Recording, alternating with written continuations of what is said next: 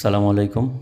First paracetamol BP 120/50 ml/5 ml, অর্থাৎ এটি বাচ্চাদের একটি জ্বরের সিরাপ। আল্লাহ তাআলা অসুখ দেন বিভিন্ন পরীক্ষা করার জন্য এবং সেটা বিভিন্ন মাধ্যমে রোগমুক্ত করে দেন। ওষুধের আরেকটি মাধ্যম। এটি জ্বর বা ব্যথা উপশমকারী। জ্বর হলে সাধারণত ছোটোখাটো ব্যথা পেলে আমরা বাচ্চাদের এই ধরনের ওষুধ খাওয়াই। এই প্যারাসিটামলের জগতে অন্যান্য যেমন নাফা বলেন বা অন্যান্য ওষুধগুলো তিতা, তো বাচ্চারা অনেক সময় খাইতে চায় না।